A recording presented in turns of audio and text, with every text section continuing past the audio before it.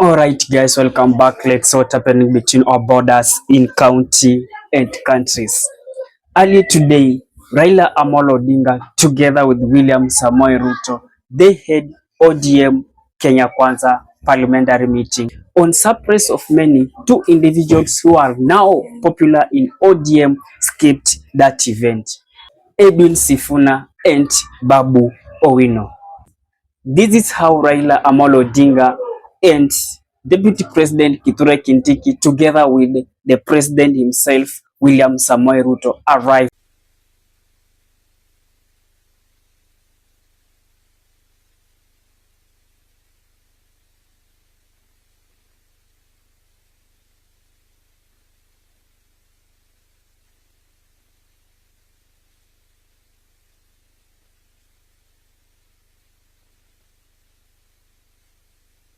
Let us welcome His Excellency the club. Karibu sana Mheshimiwa Rais. Your kind permission, I'll request to remain standing as I now invite Honorable Edan Haji and Honorable Naomi. In this video, we needed to walk you through what really happened or rather inspired during that meeting. And in case you are watching this channel for the first time, kindly please click the subscribe buttons, then allow notification buttons to be on. Raila Odinga hinted that senators should now stop summoning governors into the Senate to explain how the county fund is being managed.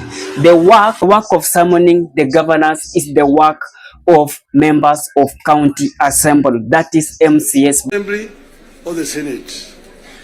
Oversighting of governors is the responsibility of MCAs, members of the county assembly, not the senators. It's not the responsibility of the Senate to oversight. Senate wasting time of governors to come and answer questions about roads in the counties. And thirdly, the issue of extortion. The issues of extortion. The issues of extortion. Majority Leader, you talked of, you didn't talk of extortion, you talked of lobbying. Lobbying is okay. In the US, you've got lobby firms which have formed to lobby the members of the Congress. They come to lobby, they're known, they're officially registered as lobbyists. They come to lobby the members of parliament. But lobbying is a different thing from extortion. From extortion. That you have a member, every committee has got a member who is how do you call him? Welfare bunge is giving a very image of parliament, that members of parliament should not be soliciting funds from because you see, listen to me, you know, the environment that we are creating here in this country is very hostile to investment. Foreign investors who come to the country bring their resources in the country to invest it here. And when they bring their resources, when they find there's too much bureaucracy and there's too much extortion, they run away. Private capital is risk shy. And when, for example, somebody has come with his resources to start a project, and then you find somebody beginning to make noise that, oh, this project has not been approved. This project has not been approved. Or this project is being corruptly implemented. You run away. And delaying of the projects. And you find a situation where members of parliament inviting parastatals and so on, and even purporting to be cancelling projects that have been signed. That is the work of the executive, not the work of the legislature. So legislature should not be competing with the executive in terms of implementation of projects. Allow the executive to implement and just correct them when they go wrong. That's the country will develop. Create a healthy environment for implementation of projects in the country. Then this country will develop. I know I'm being too honest with you people. And I know that the facts, the truth sometimes is so painful, but I think it is important to say this to honorable members of Parliament. Thank you very much. May I now Raila Odinga was heckled badly by MPs when he suggested that they should remove CDF funds and they should deal with the governors directly. The work of members of parliament is not to implement, but the work of members of parliament just oversight what this government is doing. we give clear, responsibilities. The executive, the legislature, and the judiciary. And the legislature is supposed to make laws that the executive uses to run the country. And the judiciary is then there to ensure that in implementation of these laws, the executive is not overreaching or violating the law of the Constitution. But then, so the work of Parliament is representation, legislation, and oversight. Very clear, it's written there in the Constitution. Parliament is not supposed to be implementing. Parliament is supposed to be oversighting. It's not oversighting.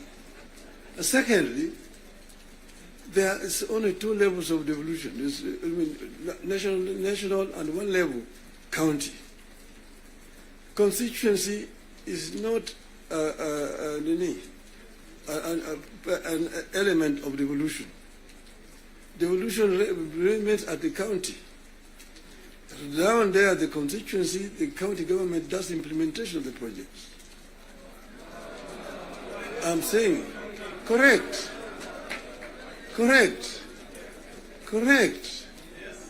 Down at the constituency, it's the county government. By the national government is supposed to do national projects, and we go down there. And there are functions which are clearly been assigned. Functions which have been clearly been assigned to the national government. I will tell you, your legislatures, and a very famous English politician said that I may not agree with what you have to say, but I shall not defend unto death your right to say it. So listen to me.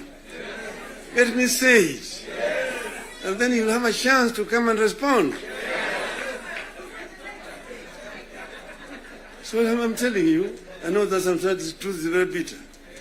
I was there, and we discussed with the Karue when he was moving around to bring the CDF.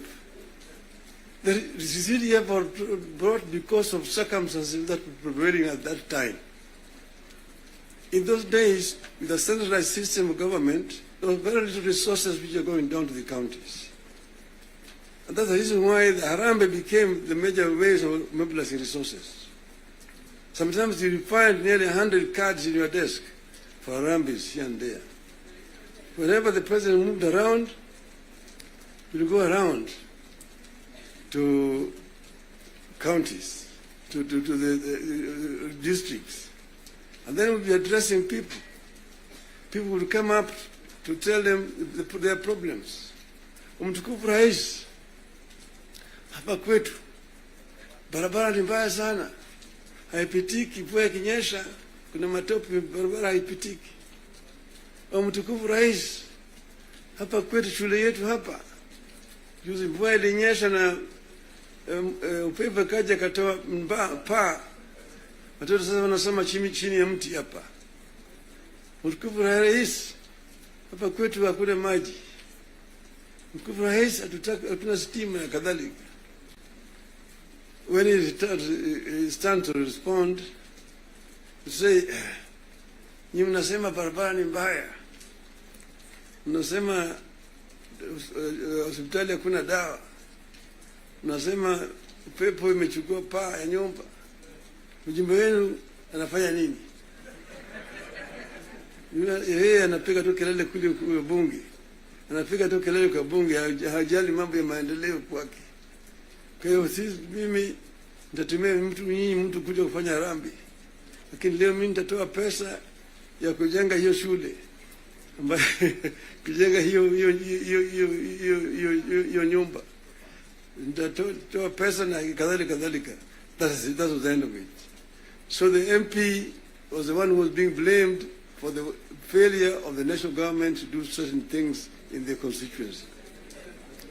And that's the reason why we came up with the idea of CDF. That was that time. Exactly that time. But then the constituency is now falls under the devolved government, which is being led by the governors.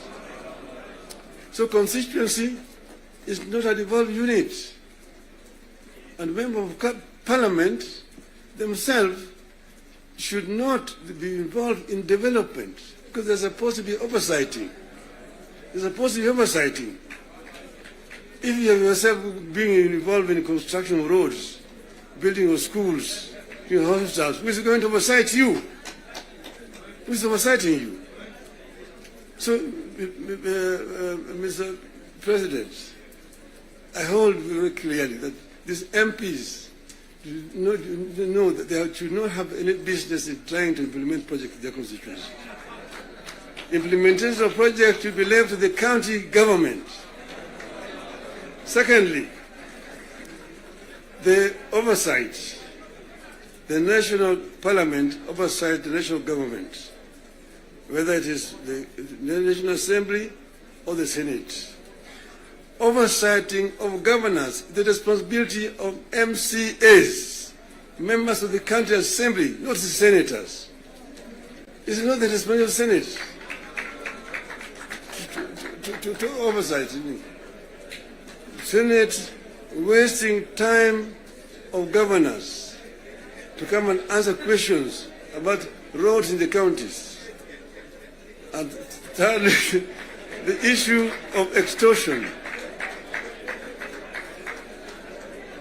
The issues of extortion. The issues of extortion.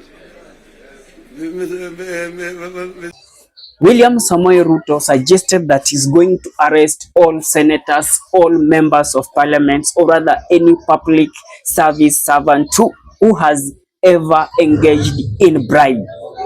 Possible. I agree with the Right Honorable Raila Odinga, because I was in Parliament when NGCDF was passed. And the principle was right, because there wasn't any meaningful resources getting to the grassroots. And the big push for devolution in the constitution-making process was three principles: making sure that resources get to the grassroots, making sure that there is representation at the grassroots, and making sure that accountability is also at the grassroots. So we need a conversation. You know, there are legitimate concerns on how resources are being spent at the counties. There is. We cannot also run away. There is legitimate concern. Let me ask, for example, the latest Sokohuru in the Senate.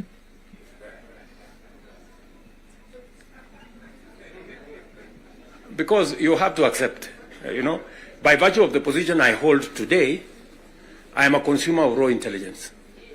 I know what's going on. Where does somebody find 150 million. Where? Huh?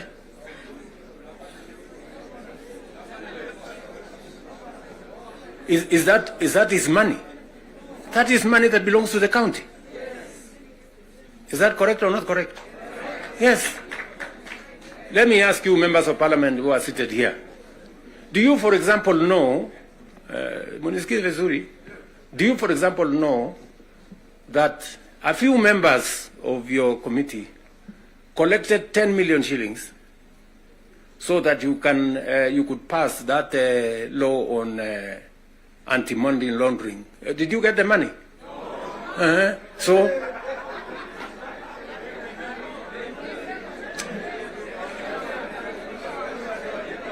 So, going forward, si tunataka tukubaliane, si we are one team. Yes, there are people who are destroying the credibility of Parliament. And they are collecting money in the name of Parliament. And some of the time, or most of the time, that money never gets to Parliament, it gets to a few people. We are not going to shame them. We are going to arrest them. Yes.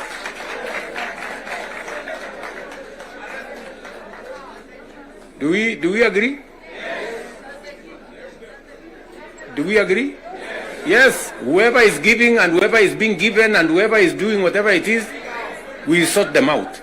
Because the reality, friends, the reality is that there is a problem. And we all know here, tukitaka tukusema ukweli, there is a problem. And unless we sort it out, we are going to destroy our nation. We are going to destroy this nation unless we sort it out. And we must be as candid to ourselves here as we are candid in implementing what is transformational for Kenya. Tunaelewana? Now, let me say this. We must make sure that we get resources to the grassroots. But we also must make sure that the resources that get to the grassroots is used for the people, not other ways.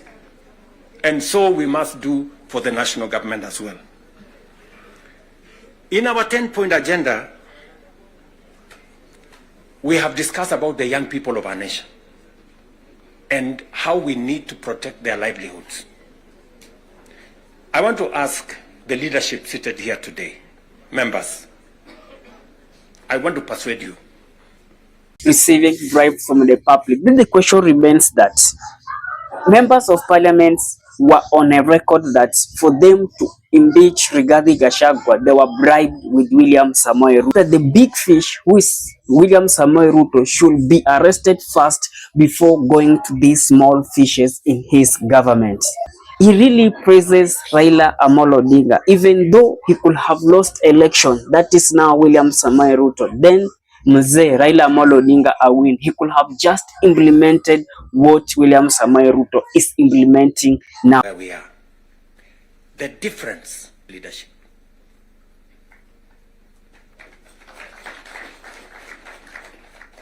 And that is the place, ladies and gentlemen, we occupy today.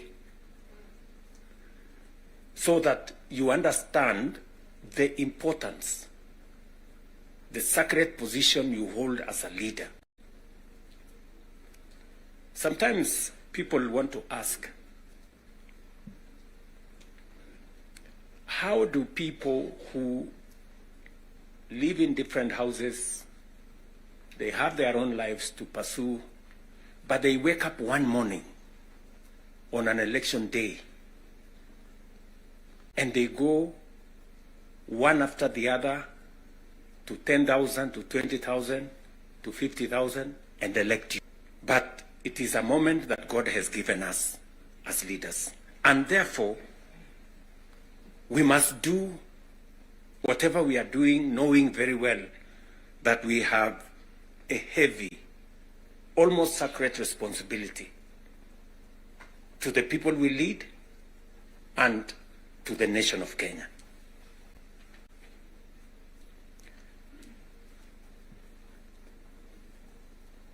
And it is not that we don't know what we should be doing. We all know what we should be doing. It is not that we have shortage of ideas. It is not that we have shortage of what we need to do. In fact, I dare say we have some of the very best ideas. We have very good manifestos all the time.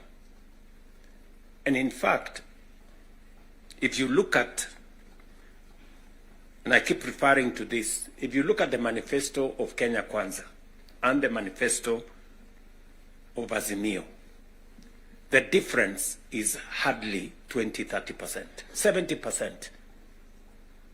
We share what we think should be fixed in Kenya.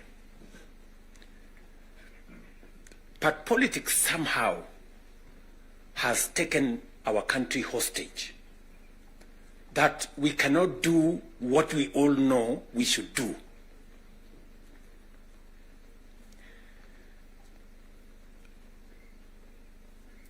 I have said that the difficulties that I face today as a president in Kenya are self-imposed. You know, I imposed on myself all these difficulties. Implementing the new funding model, implementing SHA, implementing housing, doing all those things. If I hadn't done any of those, I would be a very popular person, and but the country would not have moved anywhere.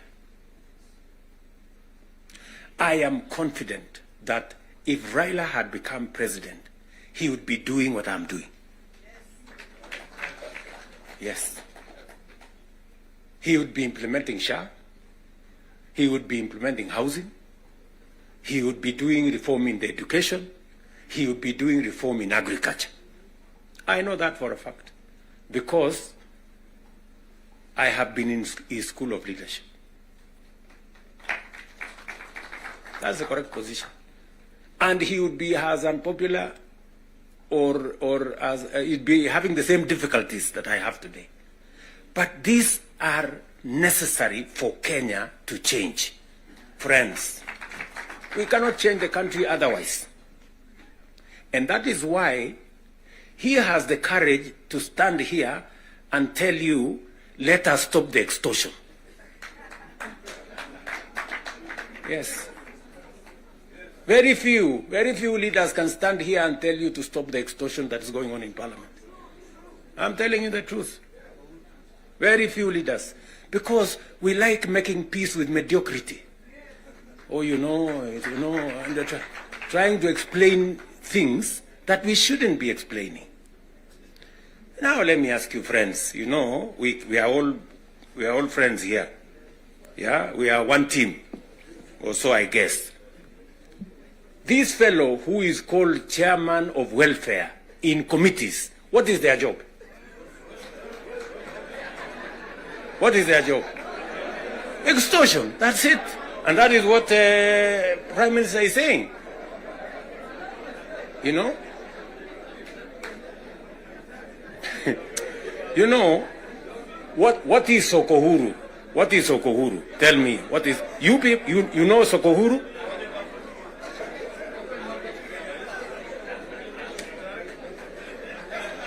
So, let me tell you. No, no, you see, and this is the same problem that we face.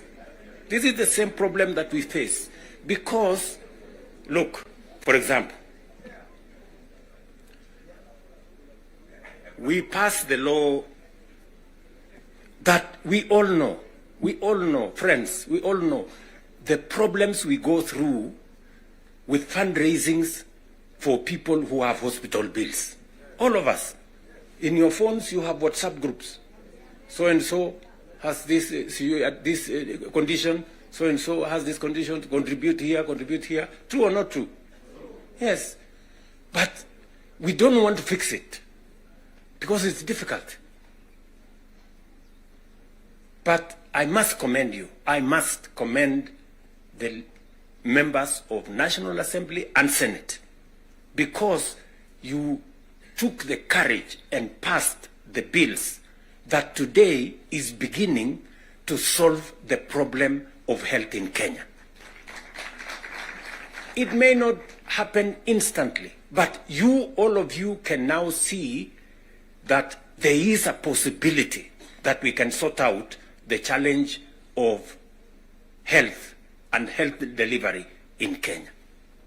But because we had to be bold, we had to be bold and make the necessary decisions. Today, we are dealing with the crooked hospitals and health professionals who still want to steal from SHA and to steal from our health provision. And we will go after them and we will deal with them. What am I saying? I am saying the following. If we have to change Kenya, my friends, we have a historic opportunity today with this broad-based government, we have a historic opportunity to unleash the full potential of Kenya. We all believe, I do, that Kenya is a very great country, this country of ours. There is absolutely no reason why Kenya is not like Singapore. We have what it takes. Let me repeat. We have what it takes to measure up to the countries in the first world.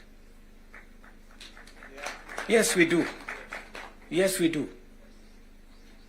But we are playing in the wrong league. The deputy president now, Kithure Kindiki, he's very worried. He don't know if he will be the deputy president again come 2027. Having seen what my predecessors have gone through, and you know, both my predecessors are just like me from academia. So I was very worried. I wanted really we delay until the Prime Minister comes back. But I'm grateful to what Dr. Zani and team are doing. You're helping the country deal with very, very difficult issues. I'm also very impressed by Professor Makau Mutua's work. It's quite a heavy topic that he's handling on behalf of the country. So my sister, Dr. Zani, and my academic senior, Professor Makau Mutua, I wish you Godspeed as you do this on behalf of all of us. Your Excellency, the President, and Your Excellency, Prime Minister, and my colleagues, let me just say two things as we wait for the Prime Minister to come back and address us. The first one is, for the last 33 years, our country has revolved around majorly two political formations. And the difference in the political strength of those two major political formations has not been very big difference. We've been like that since we went into multi-party politics. So that you have a strong party winning, but even the opposition is fairly strong. What that means, therefore, is that our country, like all democracies, requires bipartisan consensus building, especially to deal with serious and heavy national issues and national challenges. I like what my mono in school and the leader of the National Assembly minority side, Junet said, my distinguished mono. He said, he said that oh, he's back. I was just praising you,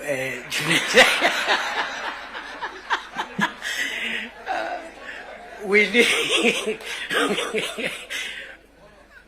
we need bipartisan efforts to heavy lift the serious national issues. You've seen them in the 10-point agenda: the fight against corruption, the fight against ethnic bias, the fight against all these vices. Without bipartisan efforts, no single side can be able to ever lift these national issues. So let us not underestimate what the leadership of the UDA through President Ruto, the leadership of ODM through His Excellency Raila Odinga has helped us to achieve as a nation. Because none of us alone would have enough political largesse to be able to even lift on some of the issues we are discussing here today. So we are in good space, and for that we must celebrate and acknowledge the visionary leadership of President William Ruto and the visionary leadership and statesmanship of our elder brother, the Honorable Raila Odinga. Going forward, those of us who are younger politicians, we should pick lessons from these two leaders, because there's a lot of excitement by many people who are in the political space, and they think leading the country or managing the country's affairs is a small issue.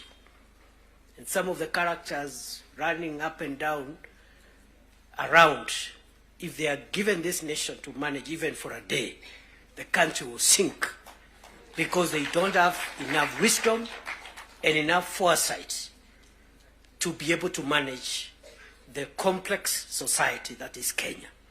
So, Prime Minister, we appreciate your leadership, your vision, and you've been able to show us, those of us who are younger politicians, that elections and politics should not undermine the collective interest, stability, and progress of our nation.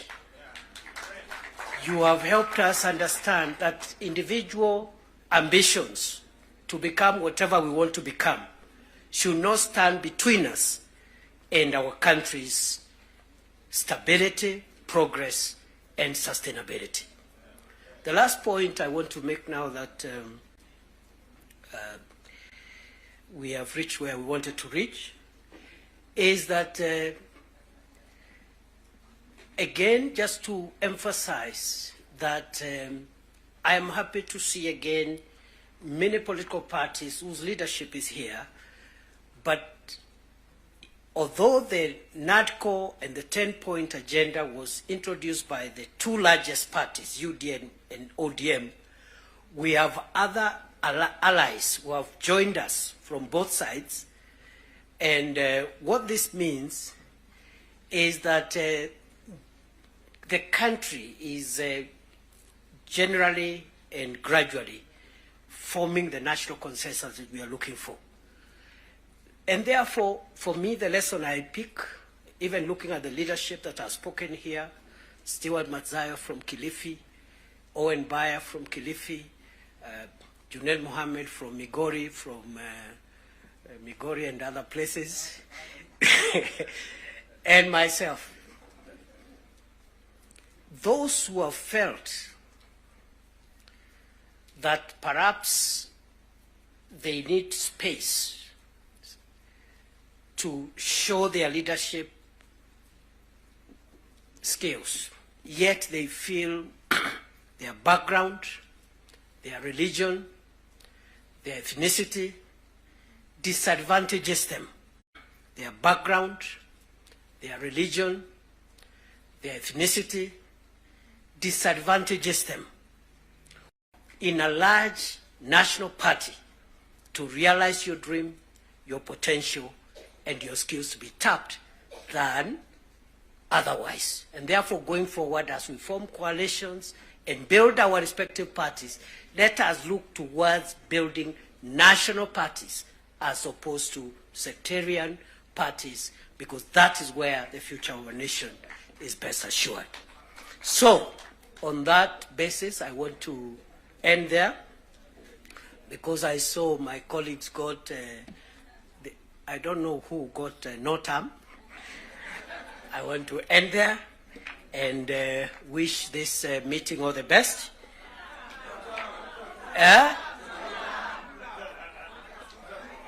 All right. Now, because our leaders are here, after the formal event is over, I'll remain behind, and then we'll also test a few slogans after that. With those many remarks, let me take this opportunity with a lot of respect to request our elder brother, our statesman, the leader of ODM. This is just the breakdown of event, how it, and in case you have not subscribed, be part of this family. Peace and love.